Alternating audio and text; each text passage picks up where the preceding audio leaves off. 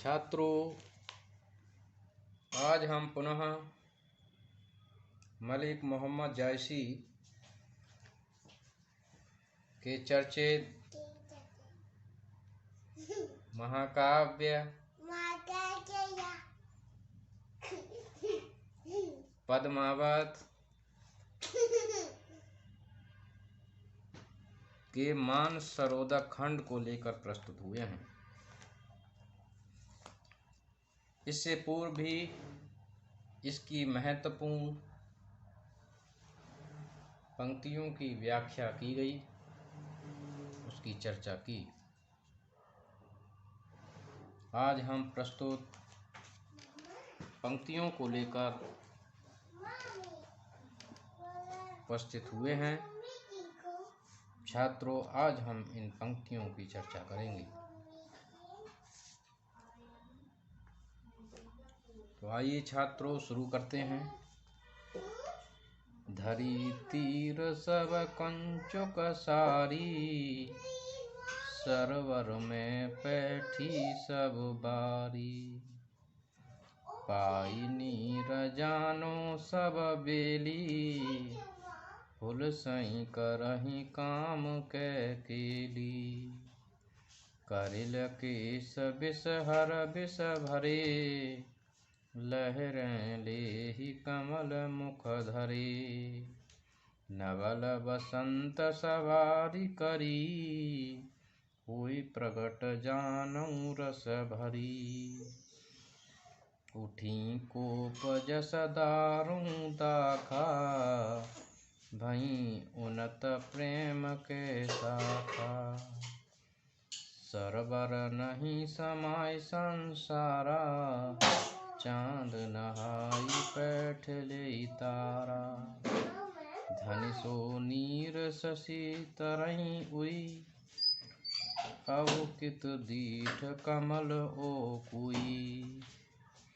चकुई बिछुरी पुकारे, कहाँ मिलो हो नाहि। एक चाँद निस सरग में, दिन दूसर जलमाह।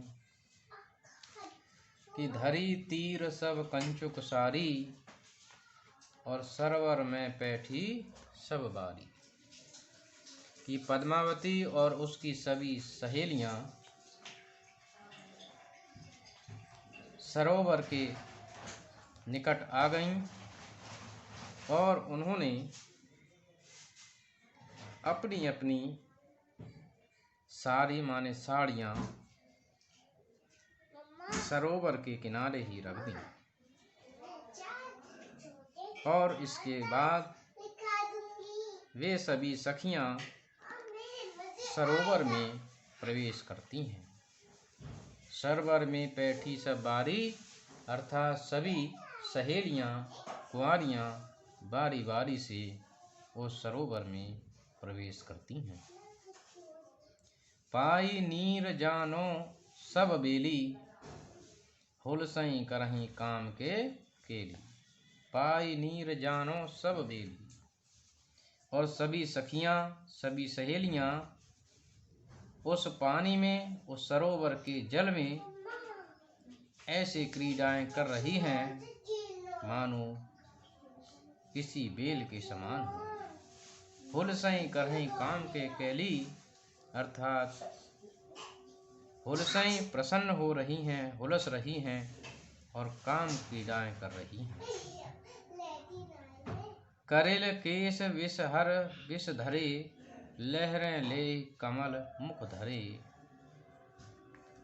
और करेल केश अर्थात काले बाल, विष हर विष भरे, और उनके काले बाल ऐसा लग रहा है जैसे विषधर हों, अर्थात काले सर्पों की भांति उनके काले बाल लग रहे हैं। लहरें लेहि कमल मुख धरे, और कमल मुख धरे, और उनके कमल रूपी मुख के ऊपर काले रंग के बाल सर्पों की भांति उस जल में लहरें ले रहे हैं।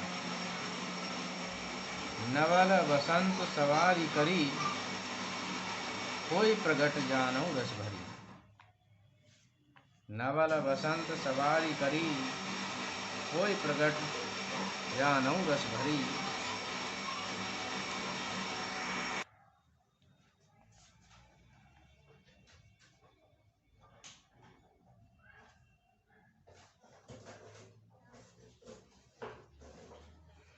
नवल बसंत सवारी करी, होई प्रगट जानऊ रस भरी। और नवल बसंत सवारी करी, ऐसा प्रतीत हो रहा है जैसे वसंत के दूत का आगमन हो गया हो। और होई प्रगट जानऊ रस भरी, और हर तरफ रस से भरे हुए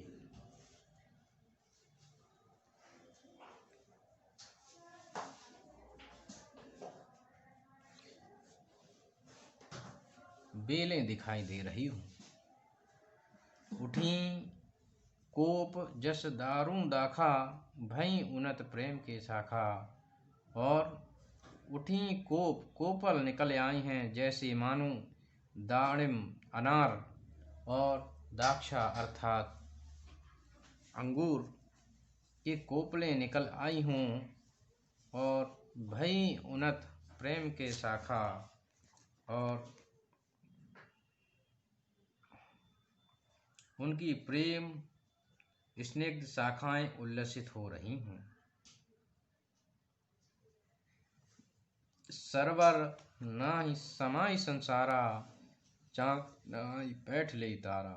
और सरवर नाहि समाई संसारा, चाँद नहाई पैठ ले तारा। और सरोवर